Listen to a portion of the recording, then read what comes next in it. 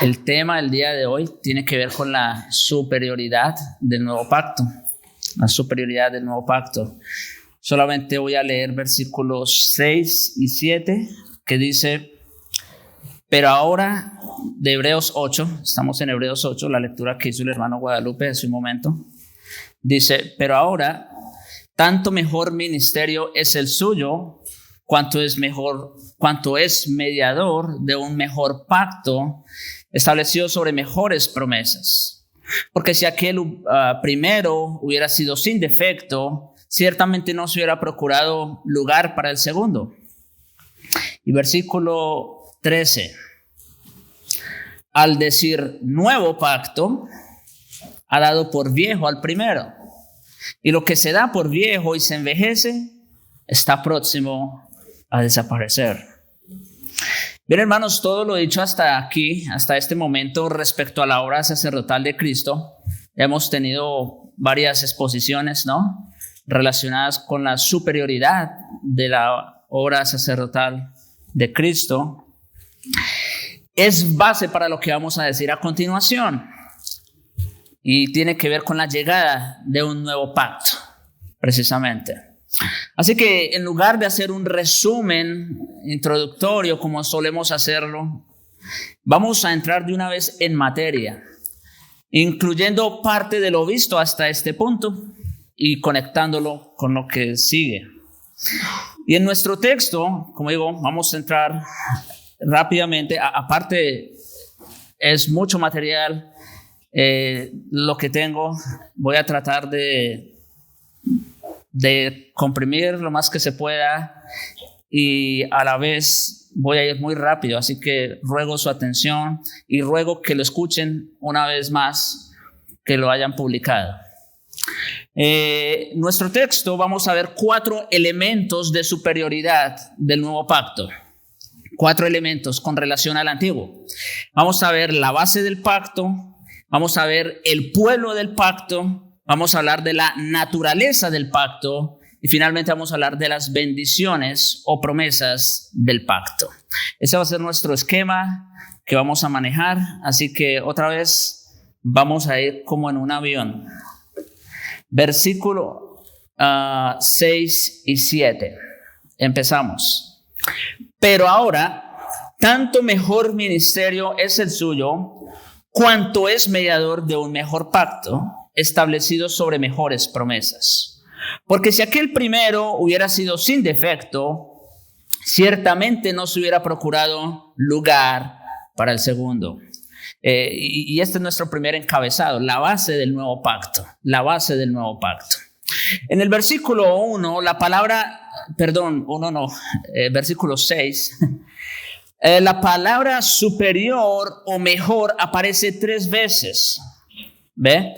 El ministerio que Jesús ha obtenido es superior al de los sacerdotes y el nuevo pacto es superior al antiguo porque está establecido sobre promesas superiores. 3 veces usa la misma palabra.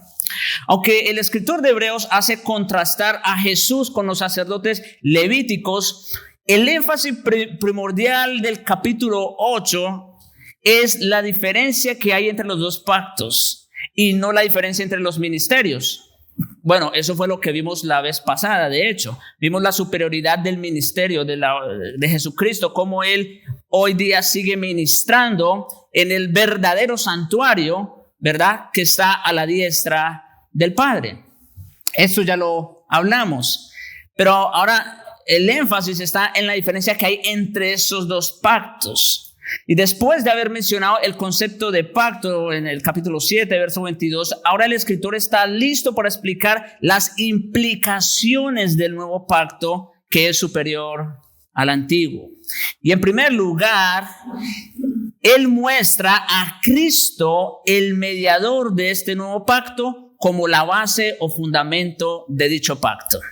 Por eso les dije, todo lo que hemos dicho hasta este punto en la carta a los Hebreos es base o fundamento para lo que vamos a ver a continuación. Ahora, ¿cuál es el ministerio que Cristo ha recibido? Esta es una pregunta importante de responder aquí. ¿Cuál es el ministerio que Cristo ha recibido?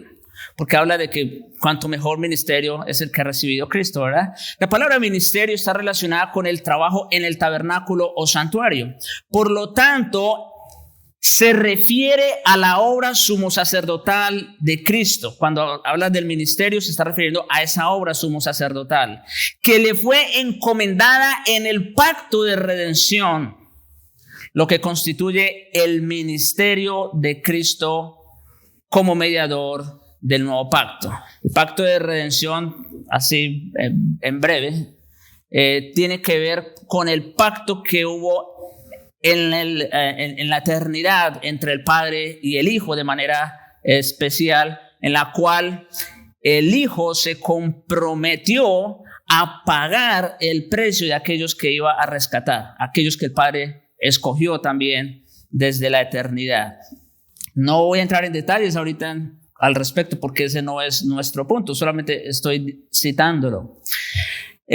Como dice o como leemos en Hebreos 7, versículos 20 al 22, que ya expusimos, y esto, o sea, refiriéndose al nuevo pacto, y esto no fue hecho sin juramento, específicamente a la obra sacerdotal de Cristo. Esto no fue hecho sin juramento, porque los otros ciertamente sin juramento fueron hechos sacerdotes, pero con el juramento del que le dijo: juró el Señor y no se arrepentirá, tú eres sacerdote para siempre según el orden de Melquisedec. Por tanto, Jesús es hecho fiador de un mejor pacto. Pueden ver aquí claramente que la obra sumo sacerdotal de Cristo es la base o el fundamento del nuevo pacto.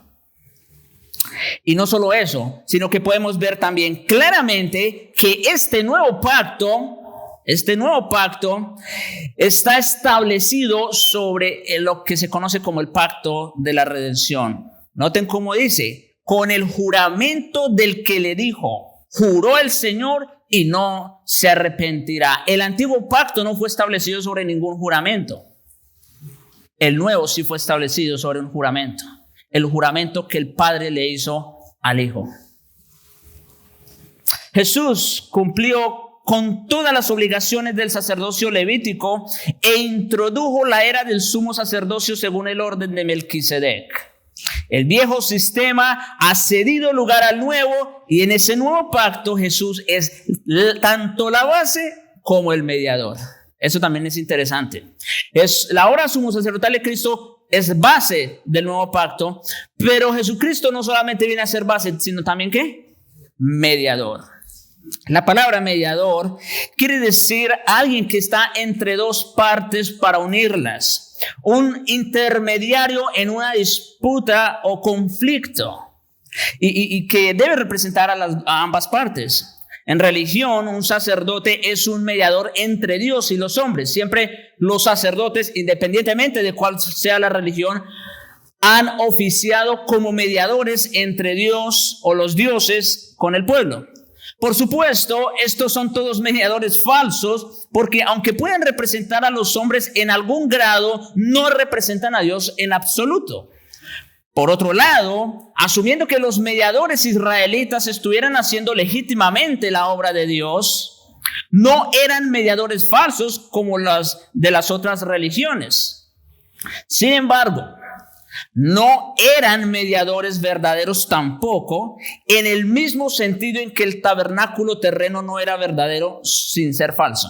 O sea, los sacerdotes, los sumos sacerdotes del antiguo pacto no eran falsos en el sentido de ser falsos sacerdotes como los de las otras religiones, pero contrastado con el verdadero sumo sacerdote, entonces se quedan muy cortos. Esa es la idea. Los mediadores israelitas eran verdaderos solamente en el sentido de ser apropiados y de hacer lo que Dios quería. Sin embargo, no eran verdaderos en el sentido de ser eficaces en su obra. Eso ya lo vimos. No podían juntar o unir a Dios y a los hombres. No podían hacerlo. No eran mediadores reales, solo reflejos del mediador verdadero que había de venir. Eran sombras, tipos. Ellos también eran, bueno, ya lo dijimos, ¿no? Copias, sombras. Por lo tanto, este mediador superior y verdadero proveyó un sacrificio superior y verdadero en el santuario superior y verdadero para establecer un pacto superior y verdadero y eficaz. Así que este mediador es definitivamente distinto por naturaleza de todos los otros mediadores en el antiguo pacto, ¿no es cierto? Porque este sí logró su objetivo, a diferencia de los otros. El antiguo pacto no era falso, también hay que decirlo, ¿no? Pero sí tenía defectos, como dice el versículo 7. Porque si aquel primero hubiera sido sin defecto, ciertamente no se hubiera procurado lugar para el segundo. Está claro, ¿no es cierto?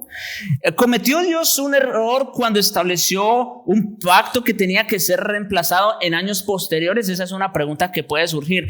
¿Por qué dice que el primero fue defectuoso? Es lo que está diciendo implícitamente el versículo 2. ¿Por qué dice que ese primero fue defectuoso y que de hecho procuraba establecer uno segundo? ¿Acaso cometió Dios un error cuando estableció aquel primero para reemplazarlo después? Por supuesto que no. La palabra de Dios es veraz y sin error. La falta en el primer pacto no estaba en Dios, sino en el pueblo que estaba asociado con Dios en el pacto. ¿Sí? La falla no estaba en Dios, la falla estaba en ¿quién? En el pueblo. En el pueblo.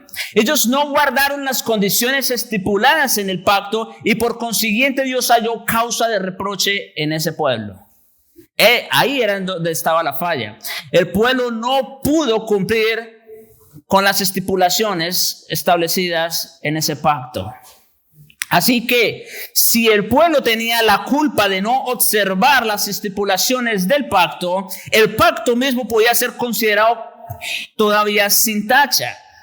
Pero al citar Jeremías 31, que de hecho ese es el texto que Hebreos toma como base para hablar del nuevo pacto, y ustedes pueden ir allá a Jeremías capítulo 31, específicamente los versículos 31 al 34. Y cuando el autor cita a Jeremías, demuestra la debilidad del primer pacto. De hecho, mire cómo dice el texto, porque reprendiéndolos dice, ¿se dan cuenta? En realidad, la proclamación del nuevo pacto allá en Jeremías se da en el contexto de una reprensión. Es sumamente interesante. Se está dirigiendo a un pueblo que se había apartado de Dios para ir tras dioses falsos. No había sido y lo que vamos a ver, de hecho, es que no había sido puesto en la mente ni escrito en el corazón del pueblo. Por consiguiente, el antiguo pacto tenía que ser reemplazado por uno nuevo, superior y eficaz. La falla estaba en el hombre, en el pueblo, que no podía cumplir el pacto. Ahora entonces, en segundo lugar, pues hablemos del pueblo del nuevo pacto. Vamos a hablar del pueblo del nuevo pacto, versículo 8. Ya hablamos de la base, ¿no? ¿Cuál es la base del pacto? La obra sumo sacerdotal de Jesucristo, en la cual también vemos a Cristo como mediador de este nuevo pacto. Esa es la base. Ahora hablemos del pueblo del nuevo pacto, versículo 8. Porque reprendiéndolos dice, he aquí vienen días, dice el Señor, en que estableceré con la casa de Israel y la casa de Judá un nuevo pacto. Antes de ver quiénes son el pueblo del nuevo pacto, el texto dice, vienen días. No hay que pasar por alto esa palabra. Dios declaró que establecería un pacto nuevo con la casa de Israel y la casa de Judá, pero no reveló exactamente cuándo se firmaría ese nuevo contrato. Es interesante, solamente dice, vienen días, hablando en futuro, vienen días. La referencia acerca del tiempo es decididamente indefinida, como digo aquí. Desde la perspectiva histórica, la profecía de Jeremías no podría haberse referido a la restauración de Israel después del exilio, ya que el Antiguo Testamento indica que el antiguo pacto siguió en vigencia aún después del exilio. ¿Sí? Cuando Judá específicamente, porque Israel, como veremos, fue esparcido y mezclado con las otras naciones, pero Judá, y claro, con algunos otros israelitas regresaron a Jerusalén. Una de las cosas que se reconstruyó inicialmente, ¿cuál fue? El templo. Y se siguieron ofreciendo sacrificios en la forma que se había establecido en el antiguo pacto. Así que no se está refiriendo a esos días cuando habla aquí Jeremías. No, la profecía entonces se refiere o anuncia la venida del Mesías. A eso es que apunta. A la venida del Mesías y el establecimiento del nuevo pacto en su sangre, como dice Mateo 26-28. Si ustedes han puesto atención, hermanos, cada vez que nosotros administramos la cena, ya en Mateo se lee, no solo se habla del pan, que obviamente es el cuerpo de Cristo que va a ser partido, pero la copa, ¿qué dice? Del nuevo pacto. La copa es un símbolo de la sangre mediante la cual el nuevo pacto iba a ser ratificado. En otras palabras, hermanos, Cristo en la cruz fue la firma de ese contrato. Cristo con su sangre firmó el nuevo pacto. Ahora, las frases casa de Israel y casa de Judá ponen la atención en la reunificación de la nación de Israel. Hay muchos que lo ven de esa forma. Y como digo, piensan que en algún momento Israel y Judá serán reunificados.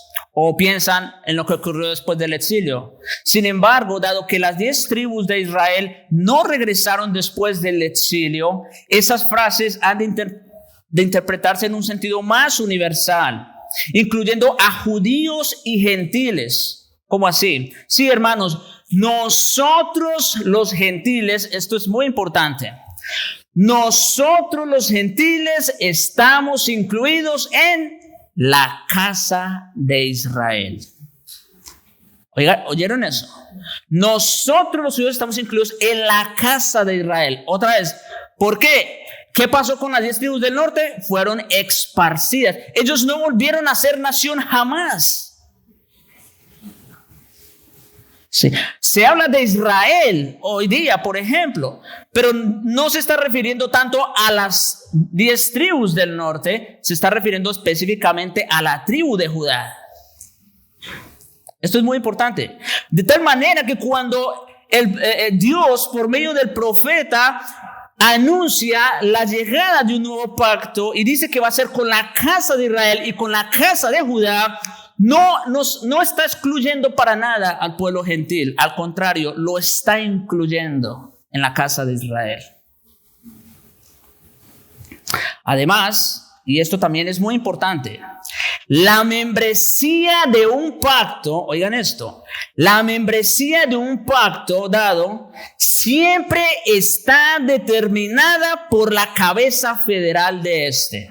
¿Cómo así? Por ejemplo, en el pacto de obras que Dios hizo con Adán, pregunta, Adán como cabeza federal, ¿a quiénes representaba? A todos los hombres. Él fue el primer ser humano sobre la faz de la tierra. De tal manera que la decisión que Adán tomara respecto a ese pacto, no solo le iba a afectar a él o a su familia, sino ¿a quiénes? A toda la posteridad, a todos los hombres. Si hablamos del pacto de Dios con Noé, ¿a quién iba a afectar ese pacto o las decisiones de ese pacto?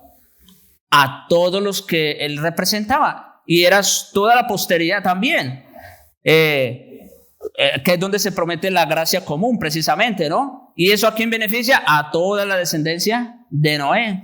Cuando hablamos del pacto de Dios con Abraham, exactamente lo mismo. De manera, hermanos, que, vuelvo y repito, la membresía de un pacto siempre está determinada por la cabeza federal de este. En este caso, Jesucristo es la cabeza federal del nuevo pacto por medio de quien fluyen las bendiciones de este pacto. Así que, ¿quiénes están representados en este nuevo pacto? Todos aquellos por quienes Cristo murió. Punto. Sean judíos o sean gentiles. ¿Y cómo lo sabemos? Porque Cristo, nuestro representante y quien firmó el contrato con su sangre, estaba allí actuando en nuestro lugar. Su cabezaduría federal fue determinada en el pacto de redención, como se dijo hace un momento. Por lo tanto, sus ovejas son aquellas que el Padre le dio. Es interesante allá en Juan 10, cuando, por ejemplo, el Señor dice: mis ovejas oyen mi voz y me siguen. Noten, ¿quiénes son los que oyen la voz de Cristo? ¿Todos los hombres? No, únicamente sus ovejas. ¿Y quiénes son sus ovejas? Aquellas que el Padre le dio. Sean judíos, sean gentiles. Espero que haya quedado claro, hermanos, entonces, quién es el pueblo del nuevo pacto. Se refiere a todos los creyentes, en toda la historia, en todo el mundo. Son a los que Pablo le encanta decir que están en Cristo, allá en Efesios, ¿no? Especialmente el capítulo 1, cuando habla de todas esas bendiciones. Pero todas ellas están ligadas ¿a quién? A Cristo, en Cristo, en Él.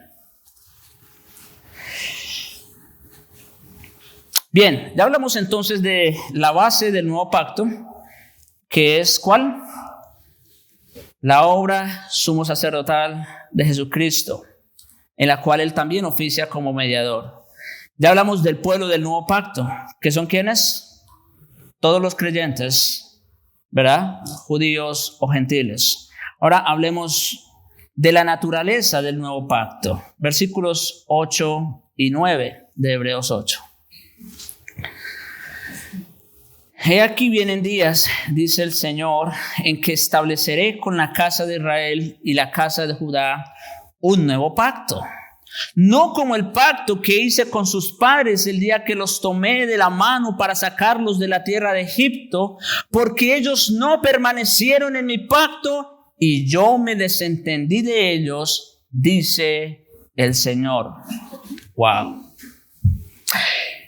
Por el hecho de que el pacto en Cristo sea nuevo y mejor, es obvio que también es diferente en algún grado, ¿no es cierto? Pero no es solamente un arreglo o una modificación. Hermanos, esto es muy, muy importante y esto es lo que nos define a nosotros como bautistas reformados. El nuevo pacto no solo es un arreglo o una modificación del antiguo. La esencia del nuevo pacto no es la misma a la del antiguo. Es diferente por naturaleza. Esto es importante.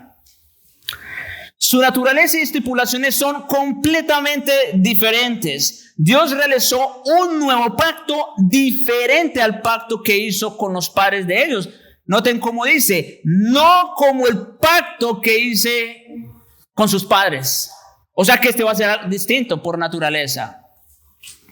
Y estas fueron las palabras del pacto de Israel en el Sinaí, por si acaso, para refrescar la memoria. En Hebreos 19:5 dice, ahora pues, noten cómo dice, sí, esa palabra es clave, hay que subrayarla, ese sí, es un condicional.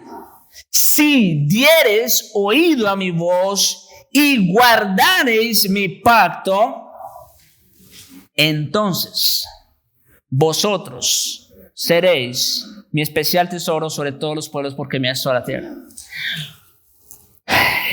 ¿Cuál era la naturaleza del antiguo pacto? Era condicional. Estaba condicionado a la obediencia del pueblo. Si Israel obedecía, Dios los bendecía. Si desobedecían, Dios los castigaba. Así funcionaba. Así de sencillo. A los israelitas se les pidió que obedecieran la ley de Dios con el corazón, el alma y sus fuerzas, allá en Deuteronomio 6:5. Y que demostrasen de ese modo su constante amor por Dios. Ellos escucharon los mandamientos de Dios, pero fueron negligentes en su obediencia. La ley siguió siendo algo externo que no estaba escrita en sus corazones. En consecuencia, rehusaron a permanecer fieles al pacto de Dios. Sí, porque como veremos en un momento, la intención de Dios siempre fue que la ley estuviera escrita en el corazón. La respuesta de Dios a los israelitas rebeldes, hermanos, en darles la espalda, fue que Dios también les dio la espalda. Pero antes de eso, la relación entre Dios y su pueblo había sido íntima al comienzo. Note cómo dice el texto: los tomé de la mano para sacarlos de Egipto. Esto, ¿verdad? A mi mente viene la figura de un padre tomando la mano de su hijo para cruzar la calle o algo así, ¿no es cierto? Con esa ternura, con ese cariño. Dios dice: los tomé de la mano para sacarlos de Egipto. Dios quería que su pueblo caminase con él de la mano en total confianza y seguridad. Pero cuando los israelitas decidieron caminar por su cuenta, desobedecer la ley de Dios y no oír su voz que los llamaba hacia él, él se desentendió de ellos. Es decir, se desentendió dejándolos actuar en su obstinada voluntad. Noten eso.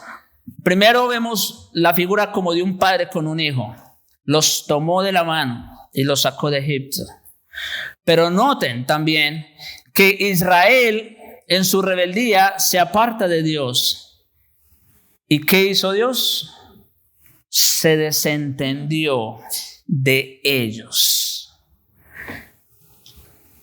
En vez de demostrar un cuidado tierno y amoroso con el pueblo de su pacto, Dios tomó una actitud de desapego por los obstinados quebrantadores del pacto.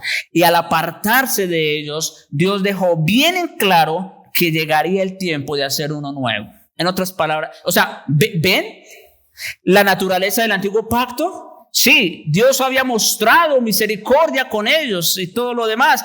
Ese pueblo rebelde y obstinado se apartó de Dios para ir en pos de dioses falsos. Y la respuesta: Dios se desentiende. Y como vamos a ver en un momento, eso de alguna manera iba a cambiar. Iba a cambiar. Pero tenía que ser en el contexto de un nuevo pacto. A diferencia del antiguo, en otras palabras, antes de seguir, Dios establece un pacto antiguo que es un pacto de ley, por cierto, para demostrarle al hombre, para demostrarle a su pueblo, el pueblo de su pacto, que ellos por sus propios medios jamás iban a alcanzar las bendiciones de dicho pacto. Jamás el hombre va a poder alcanzar el favor y las bendiciones de Dios por sus propios méritos, por su propia cuenta. Para eso estableció uno antiguo. Y como sabemos, todos los creyentes, aún bajo el antiguo pacto, fueron salvos no en virtud de que fueron mejores que otros, no en virtud de que sus sacrificios fueron más excelentes que los de los otros. Ellos fueron salvos en virtud de la misma obra por la que usted y yo somos salvos el día de hoy. A diferencia entonces del antiguo, el nuevo pacto en Cristo, el Mesías, tiene su base exclusivamente en los términos soberanos de Dios, lo que lo hace incondicional. Ahí está la clave. El antiguo era condicional, el nuevo es ¿qué? Incondicional. El Señor le dijo a Jeremías: estableceré un nuevo pacto. Noten que ya no hay un sí condicional. Ahí ya no hay condiciones. Simplemente dice, lo voy a hacer y punto. Ya no depende del cumplimiento del hombre. Dios mismo se encargaría de darle cumplimiento a cada una de las estipulaciones y promesas.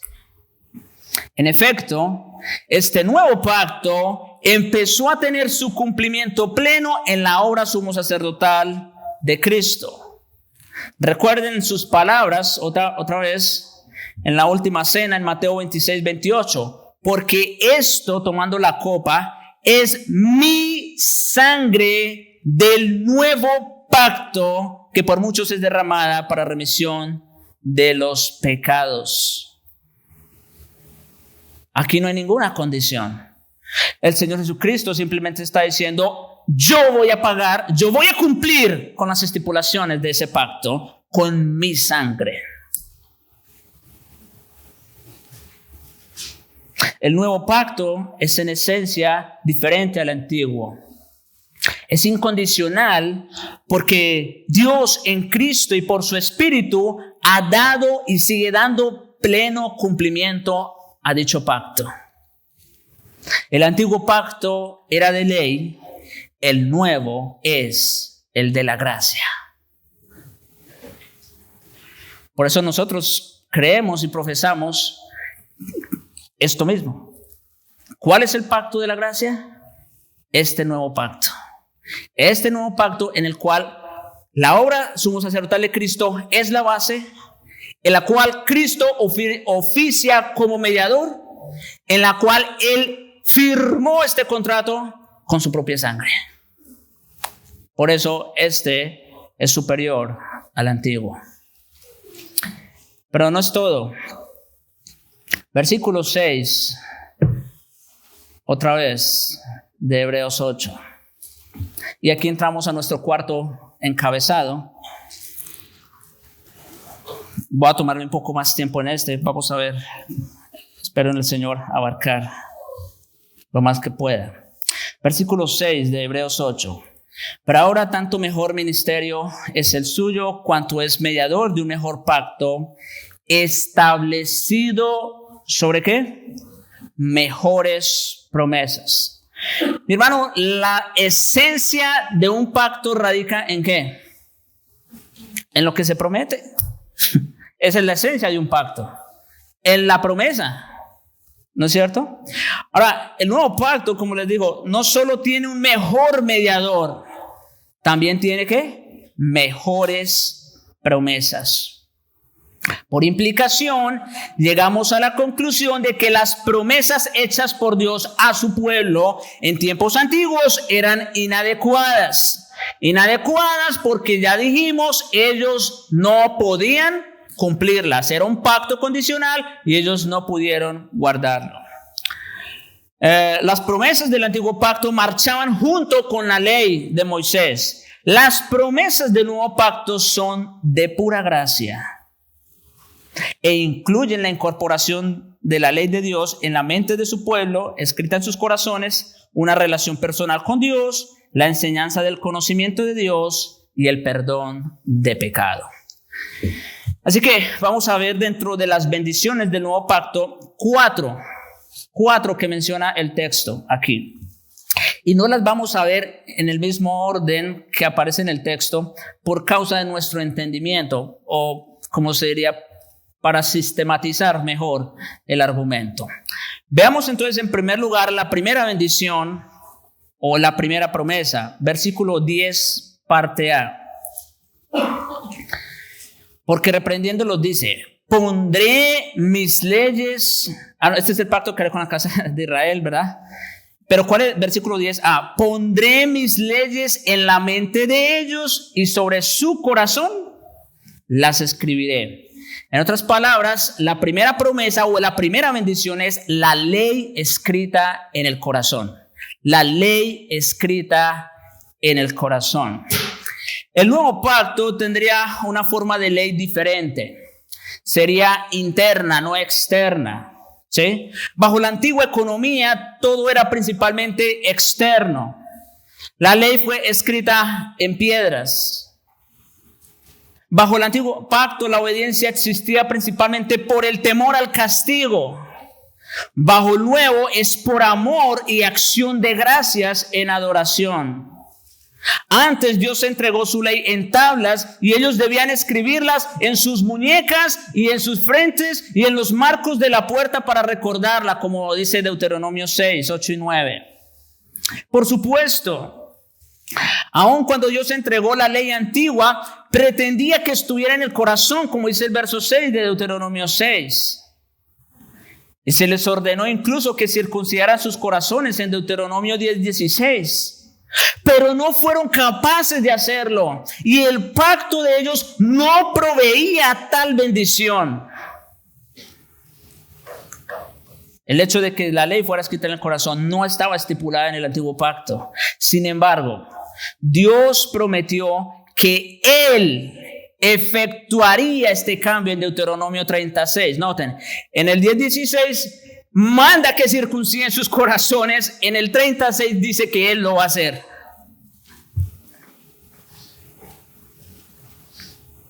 La corrupción y contaminación de la naturaleza del hombre infligidas por el pecado de Adán y el pacto de obras estaban intactas por los pactos de Israel. Por eso no podían guardar el pacto. Todos los pactos que Dios hizo con Noé, con Abraham, con David, todavía, y el antiguo pacto, por supuesto, por medio de Moisés, todos esos pactos todavía estaban contaminados con la corrupción en que nos dejó el pecado de Adán en el pacto de obras. Y por eso no podían guardar esos pactos. Para aquel entonces, además, los creyentes no habían recibido al Espíritu Santo, el único que puede cambiar los corazones.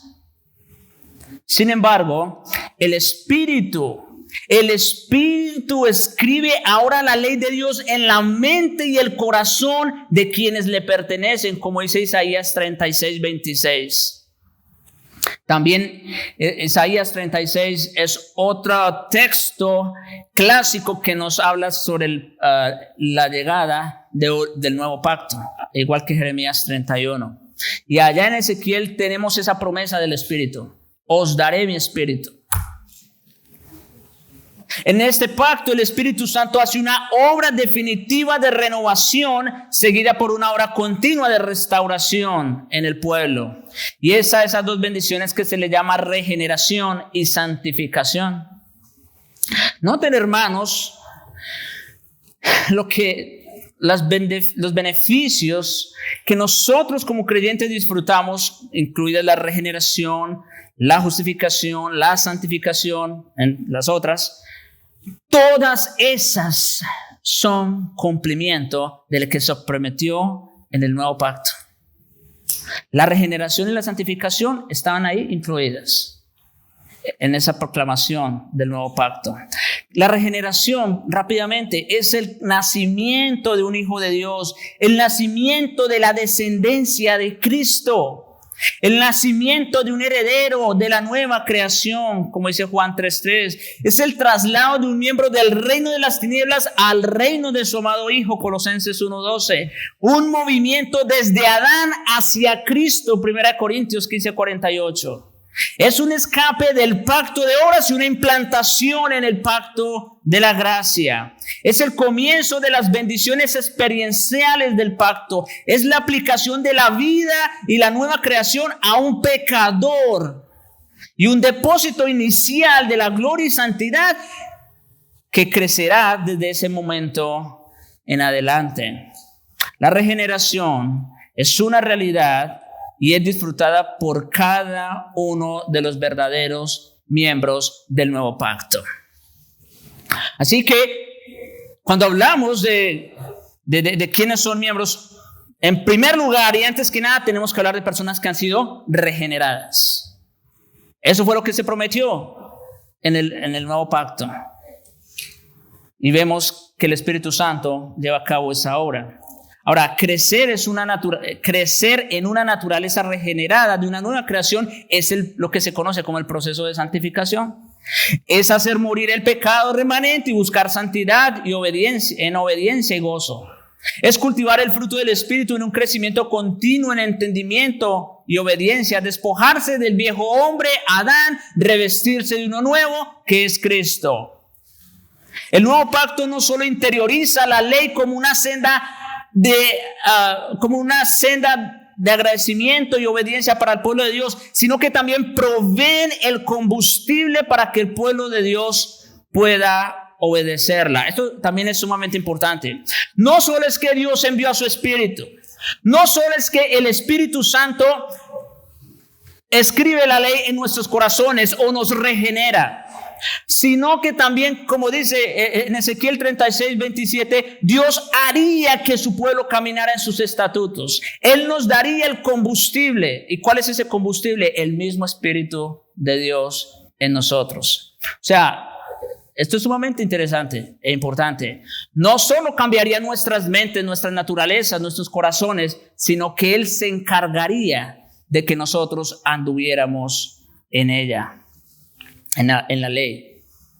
El pueblo que nace del Espíritu dará el fruto del Espíritu.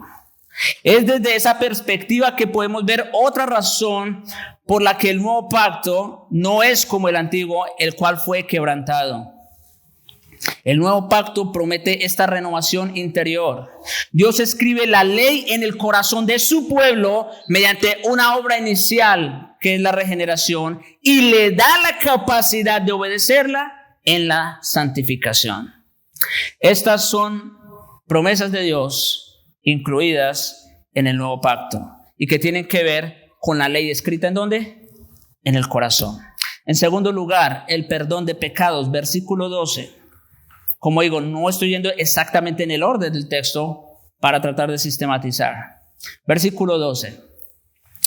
Porque seré propicio a sus injusticias y nunca más me acordaré de sus iniquidades.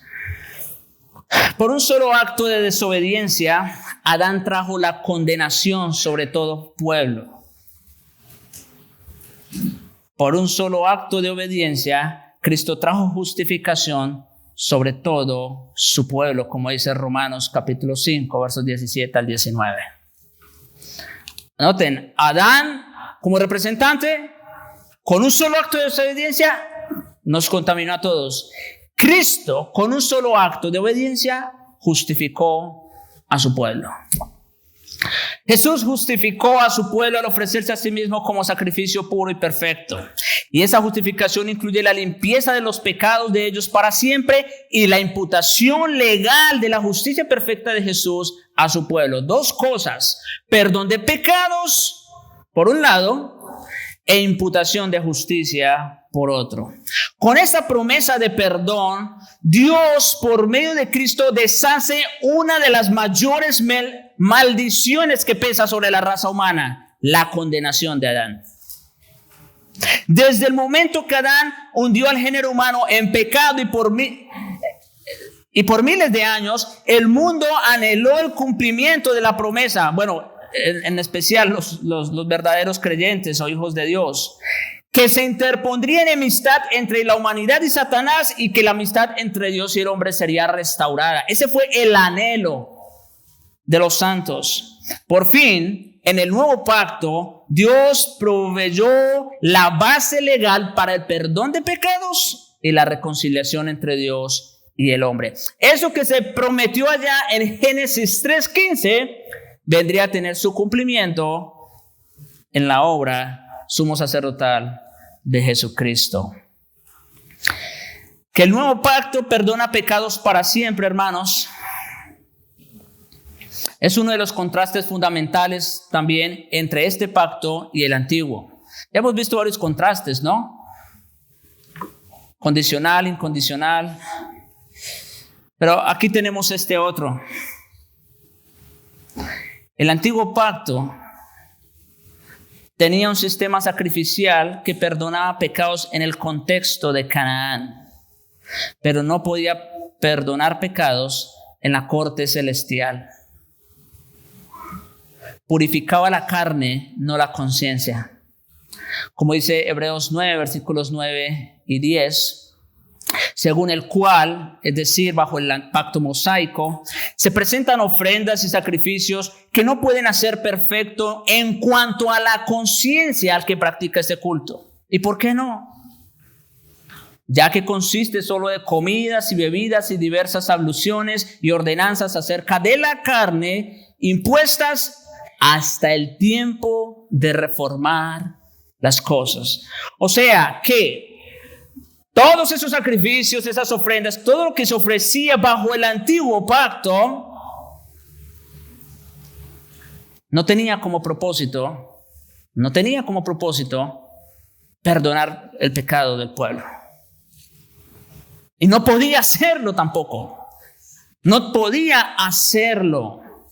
Solo purificaban la carne, pero no la conciencia. ¿Hasta cuándo? Hasta el tiempo de reformar las cosas. ¿Y cuándo fue el tiempo de reformar las cosas? Con la llegada y el establecimiento del nuevo pacto. Ahí entonces el verdadero sacrificio que sí puede perdonar pecados. Sin embargo, la sangre del Hijo de Dios limpia de toda injusticia a su pueblo pactual. El escritor de Hebreos dice en el capítulo 9, versículos 13 y 14, porque si la sangre de toros y de machos cabríos y las cenizas de la becerra rociadas a los inmundos santifican para la purificación de la carne, cuánto más la sangre de Cristo. Noten, aquí hay un contraste de superioridad. Por un lado presenta las ofrendas, los sacrificios de los toros, los machos cabríos, y dicen que ellas santificaban para la purificación de la carne. Eso era lo que podían lograr. Bueno, si eso hacían esos sacrificios, cuánto más la sangre de Cristo, el cual mediante el Espíritu eterno se ofreció a sí mismo sin mancha a Dios, limpiará, ¿qué cosa? Vuestras conciencias de obras muertas para que sirváis al Dios vivo. ¿Se dan cuenta de la diferencia? El antiguo solamente limpiaba, purificaba la carne. El nuevo purifica y lava nuestras conciencias. Porque nuestro mediador y nuestro representante no es en un santuario terrenal. Nuestro representante y sumo sacerdote está en el santuario verdadero, que está en los cielos. Por fin Dios proveyó un sacerdote perfecto con un sacrificio perfecto y por lo tanto el perdón de pecados es perfecto. Por eso ya no necesitamos ofrecer más sacrificios. Sin embargo, el perdón de pecados es solo una parte de la justificación, como se dijo.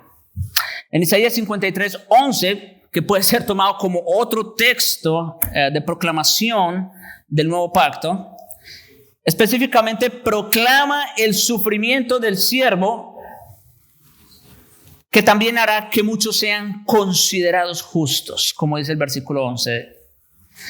Ellos serán perdonados y declarados positivamente justos a los ojos de Dios. Noten, suficiente hubiese sido con que Dios nos perdonara los pecados en la corte celestial en virtud de la obra de Cristo. Eso hubiera sido más que suficiente para no mandarnos al infierno que merecemos. Pero no solamente hizo eso. No solamente borró la deuda que teníamos en nuestra cuenta y la dejó en ceros, sino que nos acreditó su perfecta justicia. De tal manera que ya no hay la más mínima posibilidad de que nos perdamos. Es a eso que se conoce como la imputación de la justicia, la justificación.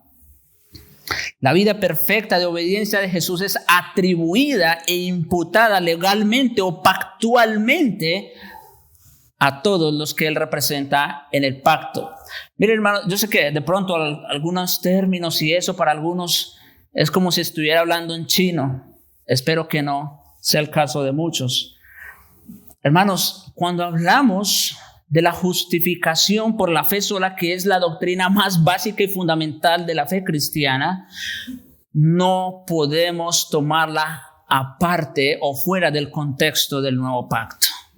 Porque es precisamente en el contexto de este pacto que se provee la justificación por la fe sola.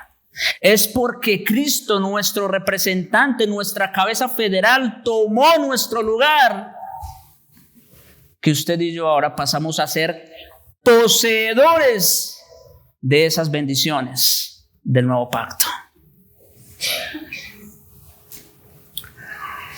Los muchos reciben la justicia de Cristo por la fe, descansando en su obra consumada, y todos los que hayan creído en Jesucristo son justificados y liberados de toda condenación y tienen paz para con Dios. O sea, en otras palabras, ¿qué prometió Cristo?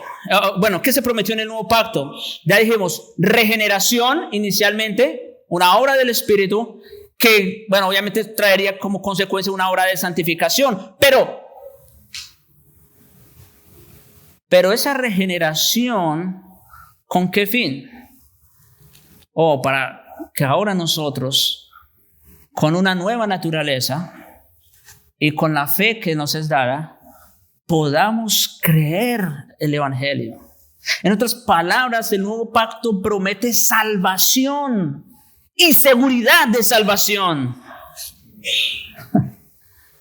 ¿Sí?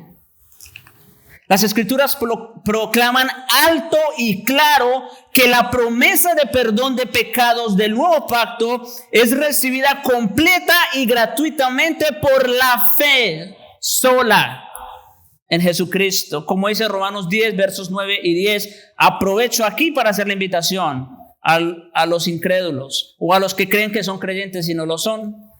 Que si confesares con tu boca que Jesús es el Señor y creyeres en tu corazón que Dios le levantó de los muertos, ¿qué dice? Serás salvo. No hay otra manera para ser salvo aparte de la fe. Porque con el corazón se cree, ¿para qué? Para justicia,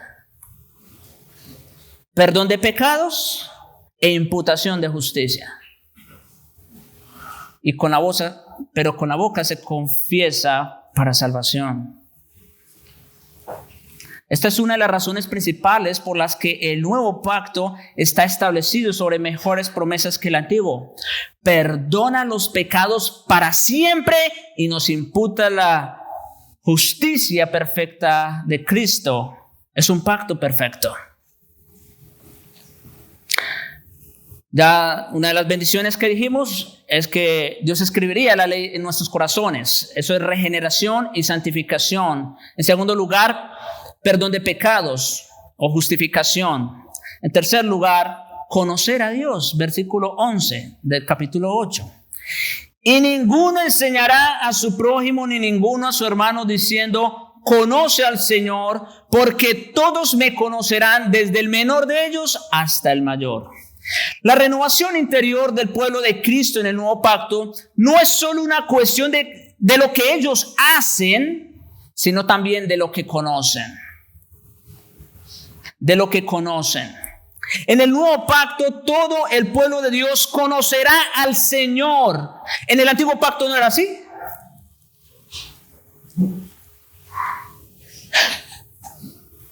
No toda la casa de Israel bajo el antiguo pacto conocía al Señor, en el sentido de conocerlo como su Dios verdadero.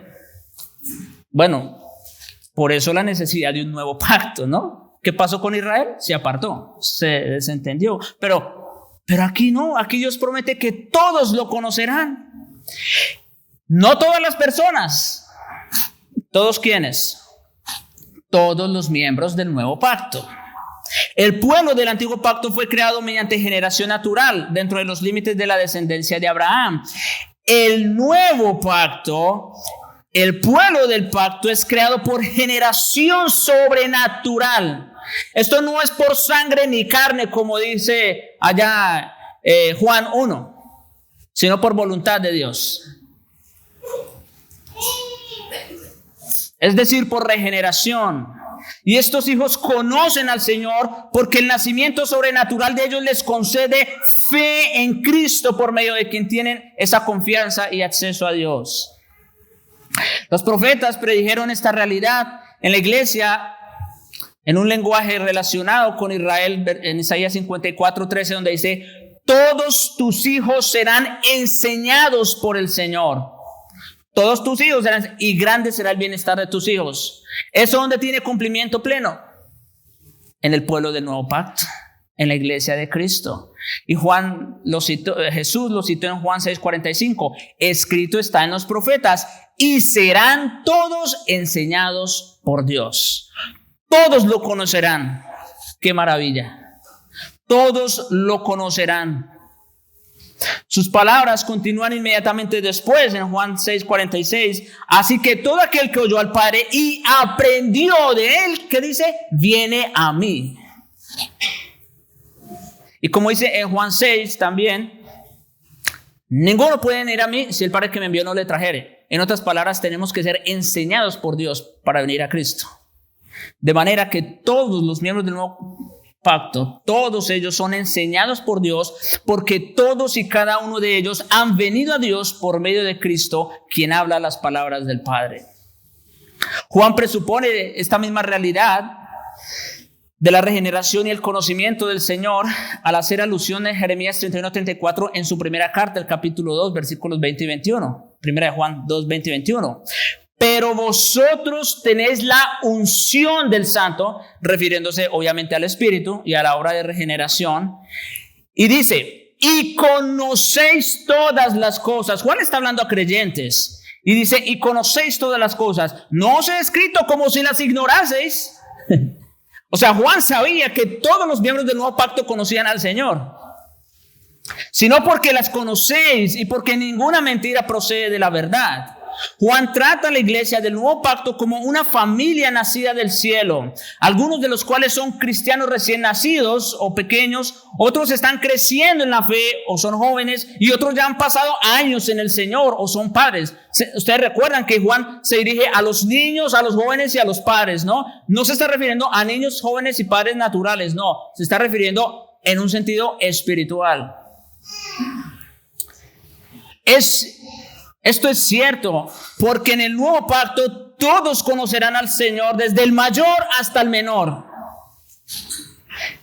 Y por que eso era cierto, Juan pudo sacar a la luz pretensiones de falsos maestros acerca de un conocimiento secreto. No, en el nuevo pacto no hay secretos. Hay diferencias en cuanto a la cantidad de conocimiento, eso es verdad.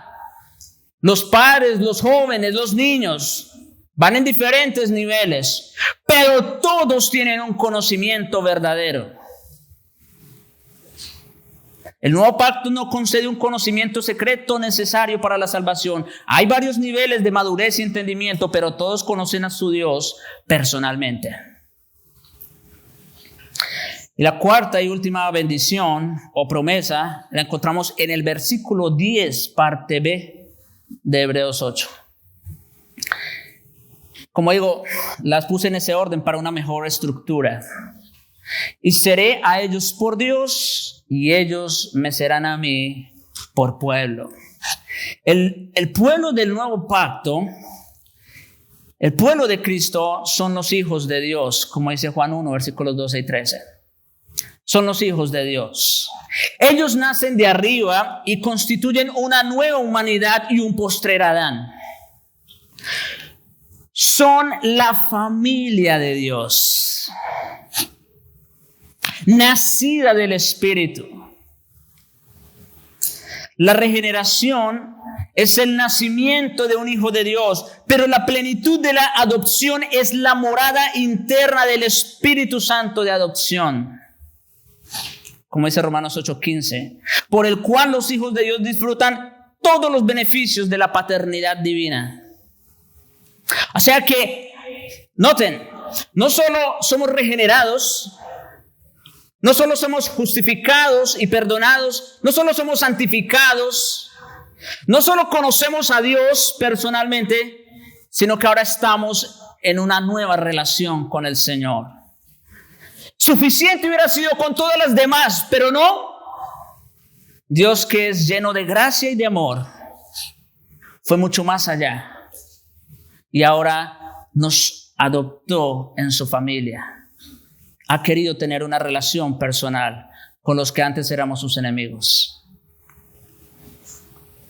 Aparte de la unión con Cristo y el recibimiento de sus beneficios, no hay adopción alguna, porque esta es una bendición del pacto de Cristo. Por tanto, la adopción está limitada al pueblo del nuevo pacto y al nuevo pacto solamente. No todos los hombres son hijos de Dios, solo los miembros del nuevo pacto. Como dice Romanos 8, 16 y 17, el Espíritu mismo da testimonio a nuestro espíritu de que somos ¿qué? Hijos. Ese testimonio no lo tienen todas las personas, solo los verdaderos hijos de Dios. Y si hijos, también herederos, herederos de Dios y coherederos con Cristo, si es que padecemos juntamente con Él, para que juntamente con Él seamos glorificados. Si en el nuevo pacto Dios es el que cambiará los corazones de su pueblo y hará que ellos anden en sus caminos, entonces ciertamente serán preservados. Como prometió también en Jeremías 32:40, y haré con ellos pacto eterno. Otra vez, otra alusión al nuevo pacto. Haré pacto eterno, que no me volveré atrás de hacerles el bien. Y pondré mi temor en el corazón de ellos para que no se aparten de mí. Dios garantizando el cumplimiento de su pacto, de sus promesas. Yo voy a hacer que no se aparten. Los voy a guardar hasta el fin. Pondré mi temor en ellos, dice. Eso es parte de la preservación de los santos, ¿no? Por tanto, la disciplina de Dios sobre sus hijos, que muchas veces nos viene, no es condenación, sino castigo. No aparta, sino acerca y preserva. Esto es muy diferente al antiguo pacto, el cual sí exiliaba al infiel, de los cuales Dios se desentendía. Aquí Dios no se desentiende. Si nosotros desobedecemos y nos apartamos, Dios es fiel para traernos de vuelta. Porque como dice también Pablo en Romanos 8, nada ni nadie nos puede separar del amor de Dios, que es en Cristo Jesús, Señor nuestro. En ese sentido, como alguien ha dicho, ni que tú quieras apartarte, vas a poder. Si eres creyente, no jueguen con eso. Esto no es para jugar. Es solo una manera de decir que los que realmente son creyentes están sí o sí seguros.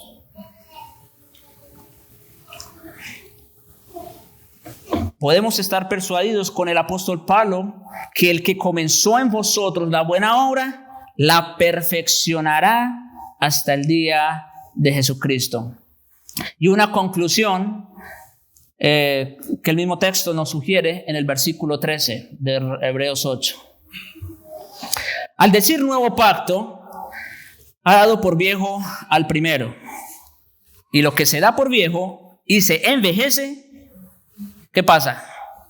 Está próximo a desaparecer. Es interesante, hermanos, que el autor de Hebreos no tenía idea de lo que iba a suceder unos cuantos años después en Jerusalén, por un lado, refiriéndonos a la destrucción del templo, donde definitivamente se iban a acabar todos los sacrificios y demás.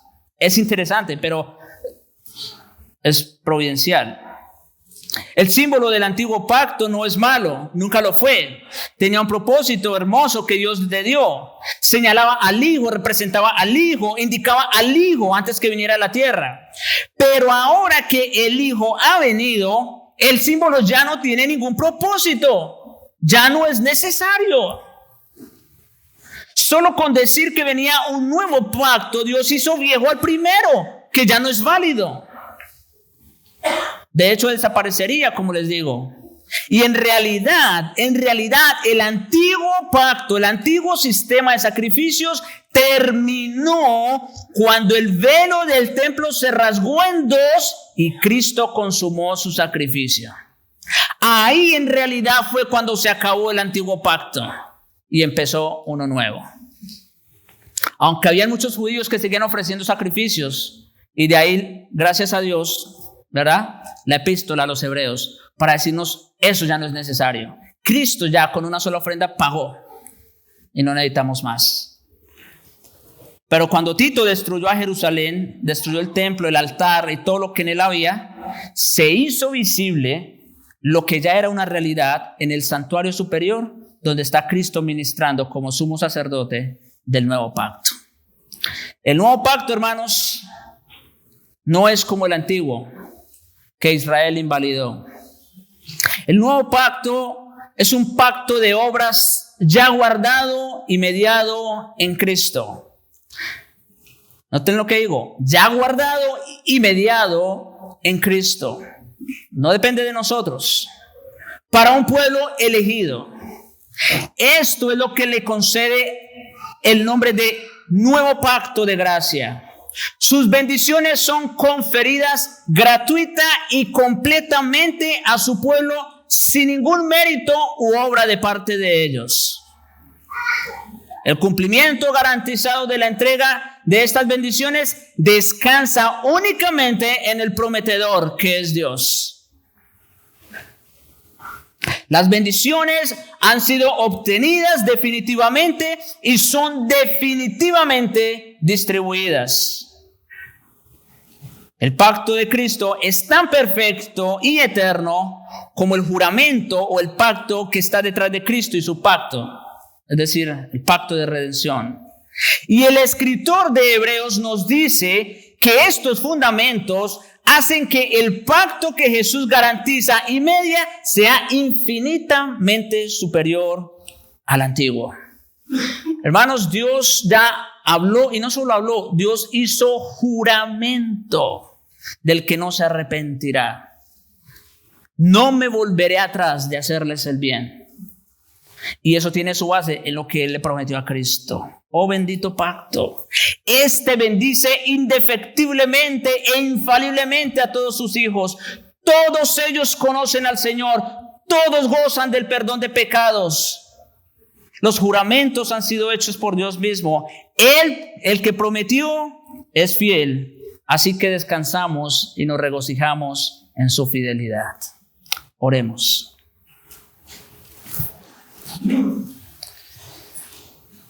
Gracias te damos, Señor, por tu palabra que nos recuerda estas verdades tan gloriosas.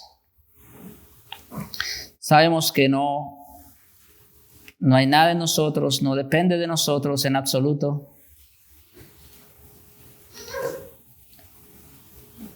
Te ruego, Señor, que nos humilles con estas verdades, pero también que nos fortalezcas y nos alientes a descansar en ti, en tus promesas, que son fieles y verdaderas. Gracias te damos, Señor, que ya no depende de nosotros para recibir, obtener estos beneficios, porque ya todos fueron comprados y están garantizados por la obra de Cristo. Te suplicamos, Señor, danos la fe necesaria para creer y descansar en esa obra consumada. Te lo suplicamos, oh Dios, en Jesucristo. Amén.